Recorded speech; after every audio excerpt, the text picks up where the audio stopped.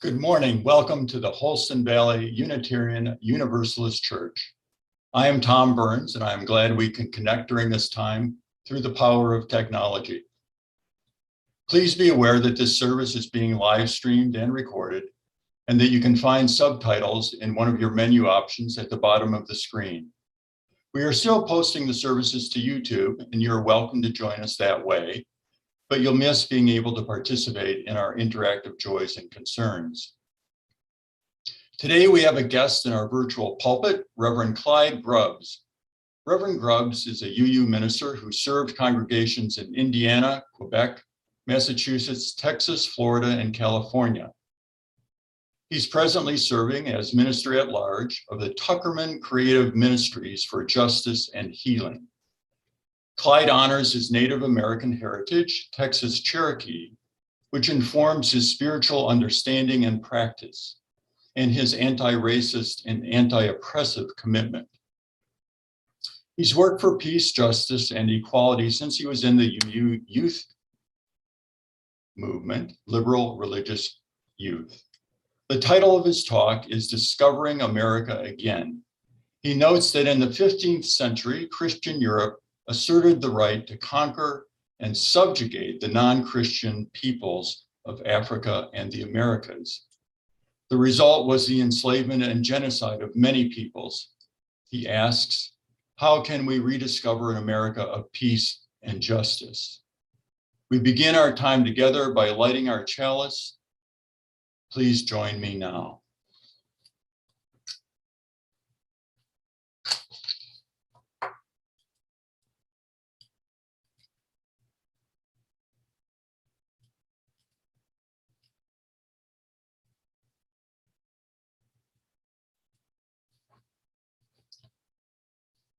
We work together as a church to transform ourselves, our community, and our world by sharing love, pursuing justice, and seeking wonder. Today, Reverend Grubbs shares a story from the traditions of his people titled Water Spider.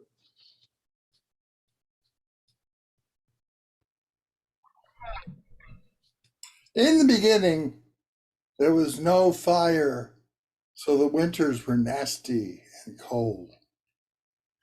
Then the thunders, who lived way up in the high sky, sent their lightning and put fire into the bottom of a hollow sycamore tree, and the tree was in an island on a small lake. The animals knew it was there because they could see the smoke coming out from the top, but they did not get to it on account of the water. And they were concerned about the fire on that island too. So they held a council. They held a council of all the animals to decide what to do. Now all this happened before the two-legged ones came along. So we only know the story because the animals told our ancestors all about it. Now, the animals don't tell us stories anymore. Either that or we don't listen. It might be we just didn't listen and the animals stopped telling us stories because we didn't listen. As I said, the world was very cold in the winter, so every animal was anxious to go after that fire. Raven offered, and he was large and small, large and ferocious. So he said he would go first. He flew high and far across the water and lighted on the sycamore tree. There he perched, wondering what he would do next. Then he looked at himself. He looked all examined, and he looked at his feathers, and he looked at his belly, and he looked. And he said, I'm all burnt up. The heat had scorched his feathers black. Raven was so frightened he flew back across the water without any fire. Then the little screech owl, Wahoo-hoo, offered to go, and he flew high and far across the water and perched upon a hollow tree. And he sat there looking into the hollow tree, wondering what to do. A blast of hot air came up and hurt his eyes. Screech Owl was frightened, and he flew back as fast as he could because he could hardly see. And to this very day, his eyes are red even, and his right under there, you got a little black spot under the eyes. None of the rest of the birds, after those two birds had gone, none of the rest of the birds would go to the fire. Then Uksuahe, the racer snake, said he would go to through the water and bring back the fire. He swam to the island and crawled through the grass to the tree. And then he went to the tree, a small hole in the bottom of the tree, and the heat and smoke were dreadful. And he ground at the bottom of the tree was covered with hot ashes, hot ashes. The racer darted back and forth, trying to get off the ashes, and at last managed to escape through the same hole in which he had entered. But his body was now all burnt black. Now we call him the Black Racer. That's why the Black Racer darts around and doubles on his track as if he was trying to escape. To this day. So the birds, the animals, and the snakes held another council. The winter was still very cold. There was no fire, but all the birds and snakes and four-footed ones refused to go for the fire. They were brave, they were strong, but they had no plan to fetch fire from a burning sycamore. Then Water Spider said she would go. She would run on top of the water, and just at the last moment before getting to the island, she would dive to the very bottom and crawl up on the island. The animals smiled and said, "But how are you going to bring back the fire?" Water Spider didn't answer. She was already heading for the island. She spun a thread on her body and wove it into a tootsie pole. And then she fastened it on her back. And as she swam over the island and through the grass to the fire, Water Spider then put one little coal of fire in that bowl that she had spun, and then she swam back with it. Water Spider had used a tool.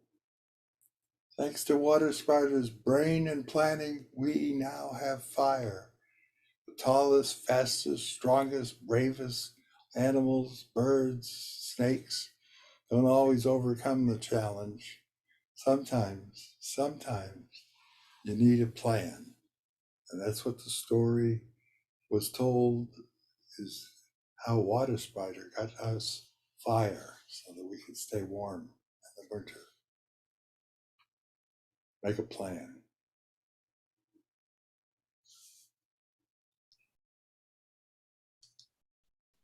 I wonder what the story was trying to teach us. Was it something about planning or courage, or that the least among us sometimes have the most to offer? I'm not sure, but I hope everybody shares their thoughts in the chat. Our musical offering by Buffy St. Marie and performed by Karis Carter has been selected by Reverend Grubbs in honor of today's service topic. The mistreatment of American Indians remains an issue today. Buffy St. Marie was born into a Cree community in Canada, but after the sudden death of her parents was adopted and raised in Massachusetts. It wasn't until her teens that she returned to her ancestral home to investigate her heritage. Though many refer to St. Marie as a protest singer, she is much more than that. Her artistry expands beyond songwriting. Philanthropy and American Indian rights continue to be the focus of her art. Her song, Bury My Heart at Wounded Knee, tells the story of Wounded Knee. During the 1973 Wounded Knee siege and the following 3-year reign of terror, hundreds of Native Americans were assaulted and dozens were murdered.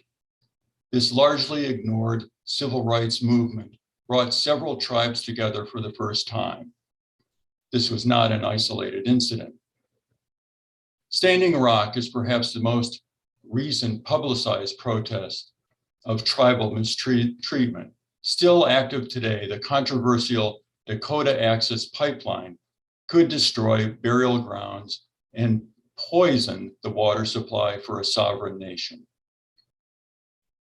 In the fourth verse, Buffy St. Marie writes, "And still Peltier goes to jail." Some have come to view Leonard Peltier as an international symbol of the mistreatment of Native Americans by the US criminal justice system after he was convicted of murdering 2 FBI agents in a shootout on Peltier's private property several years after Wounded Knee. Listen closely to Buffy St. Marie's words and reflect on how they ring true today.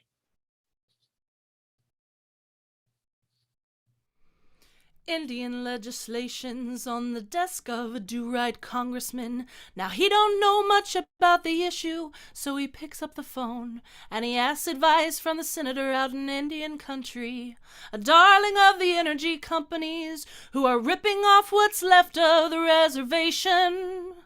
I learned a safety rule, I don't know who to thank. Don't stand between the reservation and the corporate bank. They'll send in federal tanks. It isn't nice, but it's reality. I'll bury my heart at Wounded Knee, deep in the earth. Cover me in pretty lies. I bury my heart at Wounded Knee. They've got these energy companies who want the land, and they've got churches by the dozens want to guide our hands and sign Mother Earth over to pollution, war, and greed. Well, bury my heart at Wounded Knee, deep in the earth. Cover me in pretty lies. Bury my heart at Wounded Knee. We get the federal marshals, we get the covert spies, we get the liars by the fire, we get the FBI's. They lie in court and get nailed, and still Peltier goes off to jail. Well, bury my heart at Wounded Knee, 8th of the reservation. Bury my heart at Wounded Knee, transferred in secret. Bury my heart in Wounded Knee, of murder, intimidation. Bury my heart at Wounded Knee. My girlfriend Annie Mae talked about uranium. Her head was filled with bullets and her body dumped. The FBI cut off her hands and told us she had died of exposure.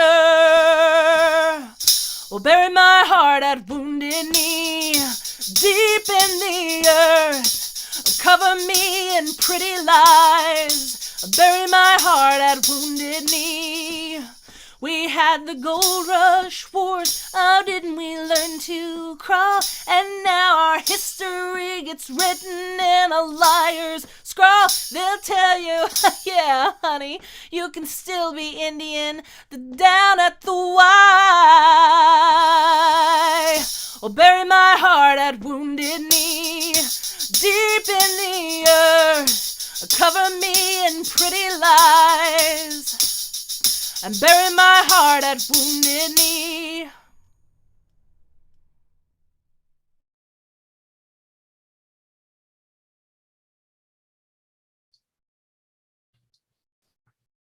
One of the gifts of being together in Zoom is that we can hold each other's joys and concerns together as a community.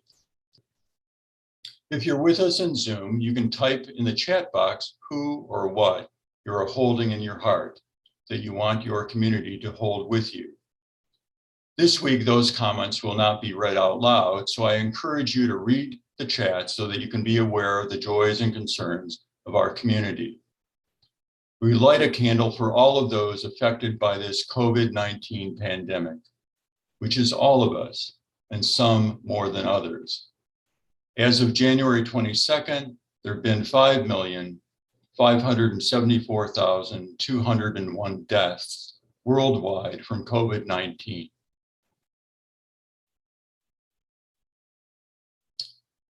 Let us enter into a time of meditation and prayer. To borrow a few words from Wendell Berry, when despair for the world grows in me, I go and lie down where the wood drake rests in his beauty on the water, and the great heron feeds. I come into the peace of wild things and the presence of still water. For a time I rest in the grace of the world and am free. Holding all of this, all of your comments, and whatever remains unspoken in our hearts, we center our practice in loving kindness.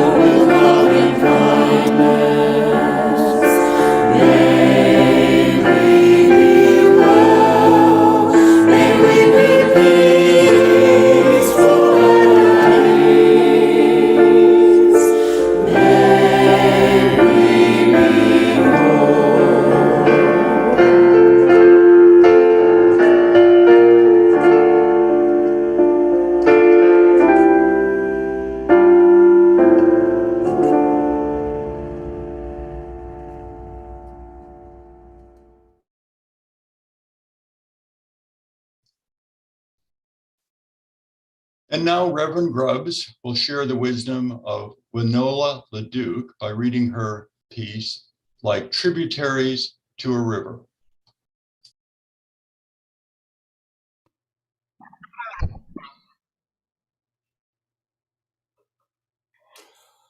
This is from Winola LaDuke's Like Tributaries to a River, written about 15 years ago, but still powerful and relevant. She writes, across the continent, on the shores of small tributaries, in the shadows of sacred mountains, on the vast expanse of the prairies, or in the safety of the woods, prayers are being repeated as they have for thousands of years, and common people with uncommon courage and the whispers of their ancestors in their ears continue their struggles to protect the land and water and trees on which their very existence is based. And like small tributaries joining together to form a mighty river, their force and power grows. Oh, this river will not be dammed. So, my friends, let's join in the struggle for this earth, for the waters, for the air.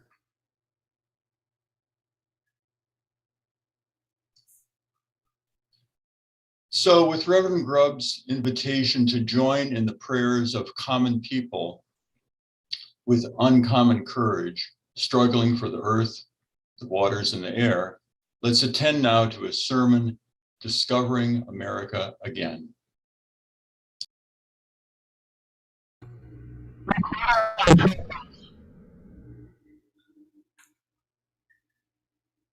Once upon a time, in a place not too far away, a sea captain sailing under the Spanish flag came ashore on the little island that its inhabitants called Gonahan. The official Spanish narrative written by that sea captain reads, shortly after landing, many of the island's inhabitants assembled on the beach, and I, Columbus, gave them gifts of red hats and beads. The natives reciprocated with gifts of parrots, cotton, and other goods. They go naked as their mothers bore them, and so do the women, although I did not see more than one girl. They're very well made and with very handsome bodies and very good countenances. Columbus then observed that they would make great slaves. Good countenances, handsome bodies, make great slaves. After taking gifts from the native Taino, the Spanish performed a ceremony to take possession of the land for the king and queen of Spain, and central to that ceremony was a reading in a document in Spanish which the natives did not understand. They read this document to them, instructing the Taínos that they were now subjects to Isabel and Ferdinand, and they were required to submit to the one true church. Resistance would mean rebellion would mean war, and in a war, Spain would be required to subdue them, confiscate their property, and enslave them. That was the law, Columbus proclaimed in Spanish to the Taino-speaking islanders. European law imposed on the original people of this hemisphere. There were at least 90 million people in the Western Hemisphere in 1492. 90 million people. That was more people than Europe had at the time. 90 million people who had developed a complex civilization with advanced sciences including horticulture. Much of the food we eat was first cultivated in this hemisphere before Columbus. Astronomy was developed and predictive. The original people understood the healing power of herbs, had insights into mathematics and engineering. In other words, the Western Hemisphere science rivaled Europe at that time, stronger in some areas, not as strong in other areas like gunpowder, armor, ships with rudders. Europeans had it way over the people of the Western Hemisphere in weapons. So many people ask, how could America be discovered when the people were already here? Not many people were aware that this act of discovery or possession is based on a legal doctrine now known as the doctrine of discovery. Even fewer people realize that today, 5 centuries later, U.S. laws, especially in regards to native peoples, are based on this doctrine, the doctrine of discovery. The doctrine of discovery is the basis of laws that deny the rights of indigenous peoples in the Americas, Hawaii, Puerto Rico, the U.S. Virgin Islands. In 2012, in preparation for the General Assembly, our partners among the human rights organizations in Arizona, as well as Native Americans in the United States as a whole, asked the Unitarian Universalists to examine this doctrine of discovery. They believed that through such an examination, the Unitarian Universalists would better understand how genocide and slavery was justified by Europeans and how that justification gave rise to racism. Let us begin by examining a papal document issued 40 years before Columbus's voyage. In 1452, Pope Nicholas V issued to King Alfonso V of Portugal the bull Romanus Pontifex, declaring war against all non-Christians throughout the world and instructing the conquest, colonization, and enslavement of non-Christian Africa. In 1452, European Christendom had been crusading, launching crusades for 400 years at that point. Crusades against Muslims, crusades against Jews, crusades against those who followed the indigenous religions of Europe, the people called pagans, launching crusades.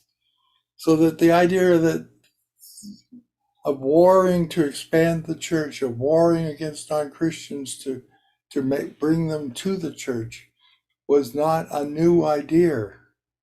He was declaring war on Africa because this was part of a 400-year-old tradition. And according to the bull of 1452, Pope Nicholas directed King Alfonso to capture, to vanquish, and to subdue the Saracens and the pagans and all the other enemies of Christ, to put them into perpetual slavery and to take all of their possessions and their property. Given this commission, Portugal began to capture African slaves by making discoveries along the western coast of Africa, claiming those lands as Portuguese territory. So fast forward. When Columbus sailed west in 1492, he was authorized to take possession of any lands he discovered that were not under the dominion of Christian rulers. Portugal. Any lands that were not under the dominion of another Christian ruler, which meant Europe. Thus, following the established precedent of Christian discovery, it meant that conquest would be followed by slavery and genocide. Yes, Columbus sailed with a mandate, sailed with orders, but that commission did not read, find a shortcut to India, bring back spices. It was conquer somebody, take slaves. By now you are getting the whole plot of this story. Columbus returned to Europe. Alexander VI, the Pope, issued a papal document, the bull Into Cetera, in May 3rd, 1493, granting to Spain, at the request of Ferdinand and Isabella, the right to conquer the lands which Columbus had already found, as well as any lands that Spain might discover in the future. On the next several centuries, this meant that Spain, Portugal, England, France, and Holland, and by extension, Canada, the United States, Argentina, Chile, Brazil, the Republic of South Africa, Australia, New Zealand, all Christian nations made the doctrine part of their laws, justifying their colonization of these lands. In 1823, a few hundred years later, 1823, the United States Supreme Court, in the case called Johnson versus McIntosh, the Chief Justice of the Supreme Court wrote up the decision. Chief Justice John Marshall observed that the Christian European nations had assumed ultimate dominion over the lands of America during the Age of Discovery, and that upon discovery, the Indians had lost any rights to ownership of that land and only retained the right of occupants of their traditional lands. In other words, the United States Supreme Court declared that the original peoples were subject to the United States, and the United States being a Christian nation. According to Justice Marshall, who, by the way, his whole family was involved in slavery. He was from Virginia, and it was a slave-owning family. So the idea that he wouldn't be shocked by the idea that the doctrine of discovery was a doctrine justifying enslavement and genocide. According to Chief Justice Marshall, the United States, upon winning its independence in 1776, became the successor nation to this discovery and acquired the power of dominion from Great Britain. So Great Britain had claimed this land. The United States had won a revolution against them. Dominions transferred. to the United States. That is your Supreme Court. That is still the law of this land. That guides the Supreme Court justices of the United States.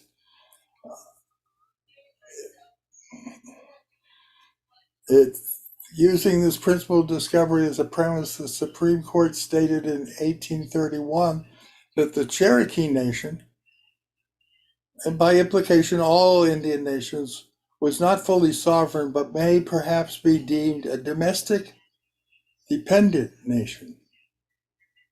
Congress has taken this to mean that treaties made with the Indian nations were subject to U.S. revision.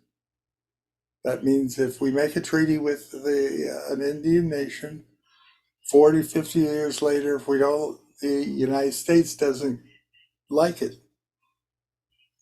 it can be revised by Congress. The Constitution reads that treaties between nations are the supreme law of the land, according to the doctrine of discovery. Maybe the supreme law of the land if Congress likes them. Indian nations are considered legally like children, subject to congressional authorities. Lawyers call the Indian nations wards of the state, and they call the power of Congress to revise the treaties plenary power. The indigenous people of this hemisphere call all of this nonsense: colonialism, dominion, and racism. The ancient doctrine of Christian discovery is subjugation of heathen nations. It is the law of the land, however, right now, today. Empowered by the doctrine of discovery, land has been taken, children have been taken away, whole peoples rounded up and moved to some other place, out of sight, out of mind, and these are not the stories that are taught in public schools. These are not the stories that many of you have heard. You didn't know that you thought maybe that indigenous people were treated like citizens of the United States, and the children, I don't know what you would do at boarding schools. In school, children are learned the story of discovery and settlement, how this land came to be culturally European. Culturally European meant the land was civilized, no longer savage.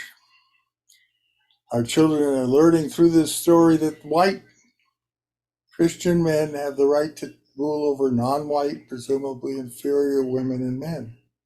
And as a result, the original peoples of the land are considered other, exotic others, not persons at all, savages is the way it's placed by Thomas Jefferson in the Declaration of Independence. He calls them savages.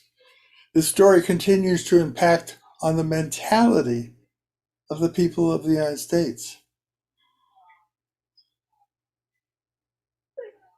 We say the church and the state are separate. We say that. But over and over again, we discover that the laws passed by the Congress of the United States, by the state legislatures, by the Supreme Court, reflect the values of white, heterosexual Christians, or European Christendom, if you would like a technical term. By telling the story of Columbus, sticking that flag in the beach, we become accomplices in teaching our children that the earth is a thing to be owned, to be used, to be exploited. The earth, that mother of us all who gives us life, is a thing to be owned, to be used, to be sold even. The people who greeted Columbus knew that they belonged to the earth. They knew that anything they did to the earth, they did to themselves. They understood that they were relational beings, living in relationship with the earth and her creatures was life-giving and sustaining. While the ethic of Columbus trying to own the earth, to control the earth, has led to brokenness and ruin. At our Unitarian Universalist General Assembly in 2012 in Phoenix, our delegates repudiated the doctrine of discovery and promised we would tell the true story of this land and seek to overcome the legacy of conquest and domination. We said we would do that. We would educate ourselves. We would know this doctrine and repudiate its meaning. May it be so. May we commence to fulfill that promise.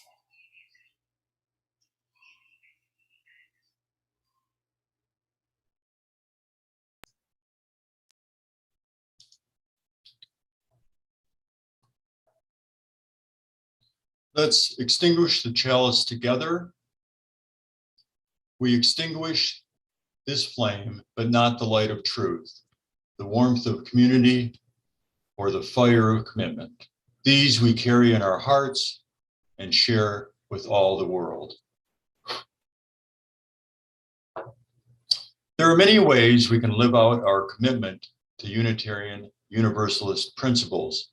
Check the announcement slides during the postlude to see how you can get more involved. One more thing you can do if you haven't already is get vaccinated and make choices to help stop the spread of COVID-19.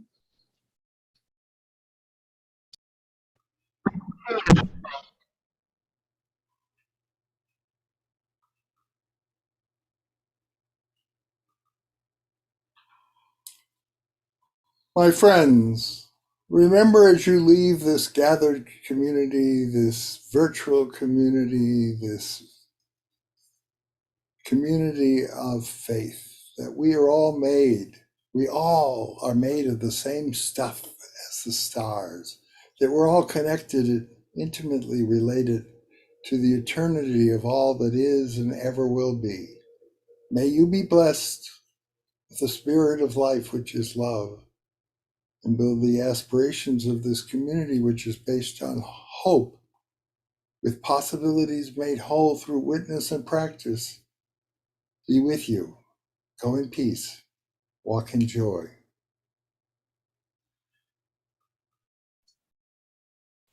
The postlude song is Here Comes the Anthro by Floyd Red Crow Westerman, who is known for his many talents, dedication, and passion. He was a member of the Dakota Sioux Nation, an actor in film and on TV, a political advocate for Indigenous and environmental causes worldwide, and performed with Willie Nelson, Bonnie Raitt, and others. His song is performed today by Karis Carter.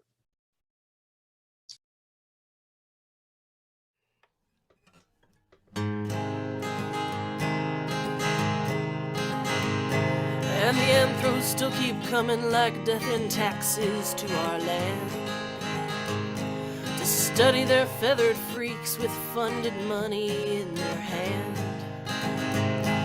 Like a Sunday at the zoo, taking cameras click away, taking notes and tape recordings of all the animals at play. Well, here come the anthros, better hide your past away. Here come the anthros on another holiday. And the anthros bring their friends to see the circus, watch the show. And when their pins run dry, they'll pack their things and go. But there's nothing left to study, and there's nothing left to see. Still the anthros keep on searching for the truth and for the key. Here come the anthros, better hide the past away. Here come the anthros on another holiday. Then back they go to write their book and tell the world there's more. But there's nothing left to write, it's all been done before. And not a cent of funded money that anthros get to spend is ever given to their disappearing feathered friends. Well, here come the anthros, better hide your past away. Here come the anthros on another autumn day. And the anthros keep on digging in our sacred ceremonial site, as if there was nothing wrong, 'cause education gives them the right. But the more they keep on digging, the less they really see, 'cause they've got no respect for you or for me. Well, here comes the anthros, better hide your past away. Here come the anthros on another holiday.